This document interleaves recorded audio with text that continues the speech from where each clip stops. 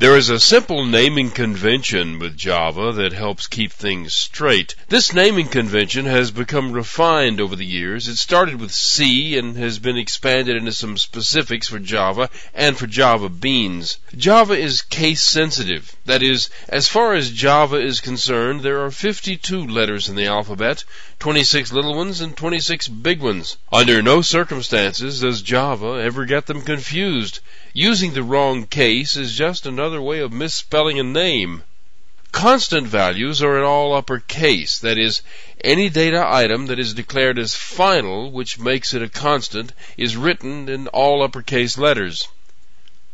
Classes all start with an uppercase letter, and the rest of the name is a combination of lower and uppercase. If the name is more than one word combined to form the complete name, each of the words begins with an uppercase letter. The rest are all lowercase.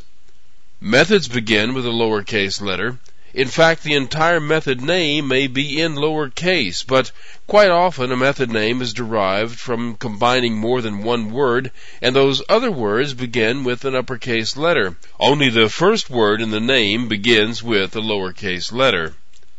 The naming convention for variable data items is the same as for methods, but you can always tell which is a data item and which is a method because a method name always has parentheses at its end. This simple naming convention has proven to be useful in making code much more readable. There are some added restrictions to the naming of the methods of a Java bean.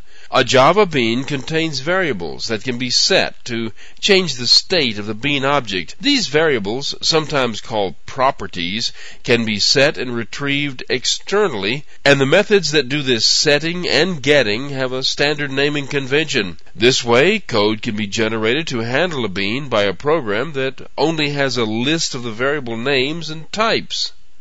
For example, if the bean contains a simple data item that can be set and retrieved, these are the methods that will be called to do it. The word type is replaced by the type of the data item, and the word name is replaced by the name assigned to the data item. Now, the data item will normally begin with a lowercase letter, but it is capitalized to be put into the method name. For example, say a bean has an internal variable named minimum. The methods to access this data item would look like this. Now, all an IDE needs to know is that the name of the data item is minimum and that it's an int. The method calls can be generated because they follow a strict convention.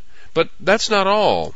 These are the method names that are generated if the type of the item is Boolean. The method that retrieves the value is named is instead of get. If the data item is an array, there are 4 methods for it. The first 2 shown here will set and get single members of the array, and the second 2 will set and get the entire array. This one is used less often, but it has a definite format. If you need to add an event listener object of some type to a list of event listeners, these methods can add the event listener to that list or remove one from the list. If you are limited in the number of listeners you can add to a list, you can use this form of the methods. The first forms are for multicast, where a list of any number of listeners can be added. The second is for unicast, where only one listener can be added. The general naming convention is one that you'll fall into naturally as you work with the classes in the standard API and as you work with classes from other locations.